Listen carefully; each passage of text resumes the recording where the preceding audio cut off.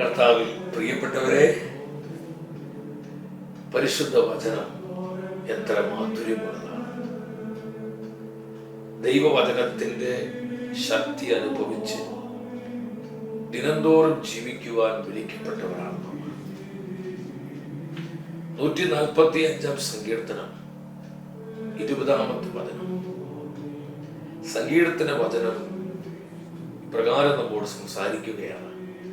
തന്നെ സ്നേഹിക്കുന്നവരെ കർത്താവ് പരിപാലിക്കുന്നു. ഇത്ര മനോഹരമായ വചനമാണിത്.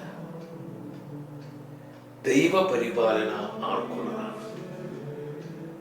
നമ്മളെല്ലാവരും തന്നെ ആഗ്രഹിക്കുന്ന ഒന്നാണ് കർത്താവിന്റെ പ്രൊവിഡൻസ്. നമ്മുടെ വ്യക്തി ജീവിതത്തിൽ, നമ്മുടെ കുടുംബത്തിൽ, നമ്മുടെ തലമുറകളിൽ, തൊഴിൽ മേഖലകളിൽ, ശുശ്രൂഷ മണ്ഡലങ്ങളിൽ, നമ്മൾ ആയിരിക്കുന്നിടങ്ങളിലെല്ലാം കർത്താവിന്റെ പരിപാലന അനുഭവിക്കുവാൻ ആഗ്രഹിക്കുന്നവരാണ്.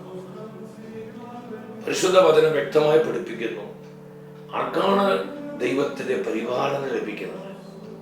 കർത്താവിനെ സ്നേഹിക്കുന്നവർക്കാണ്. തന്നെ സ്നേഹിക്കുന്നവരെ കർത്താവ് പരിപാലിക്കുന്നു. പ്രിയ സഹോദര സഹോദരി, ഈ വചനം തിരുന്നൊരു ഉറപ്പുണ്ട് നമുക്ക്. കർത്താവിനെ സ്നേഹിക്കുന്ന ഒരു ആത്മാവാണോ നമ്മൾ? ജീവിതത്തിന്റെ ഏത് സാഹചര്യത്തിലും കർത്താവ് നമ്മളെ വഴി നടത്തും. നമ്മുടെ ആവശ്യങ്ങളിൽ നമുക്ക് പരിപാലനയുണ്ടാകും.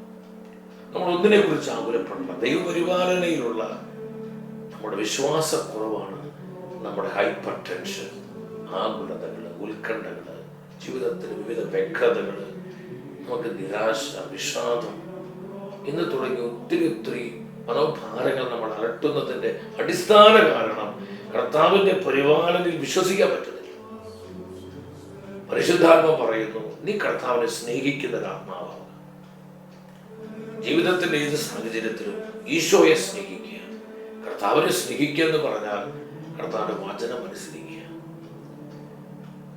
അനുസരണത്തിലാണ് സ്നേഹിക്കുന്നത്. സ്നേഹിക്കുന്നവർക്ക് അനുസരിക്കാൻ പറ്റും. ഈ സത്യം മനസ്സിലാക്കി ഇവിടെയും കർത്താവിനെ മുറുകെ പിടിക്കുക, കർത്താവിനെ ട്രസ്റ്റ് ചെയ്യുക, കർത്താവിന്റെ വചനത്തെ മാനിക്കുക, കർത്താവിന്റെ വചനം അനുസരിക്കുക.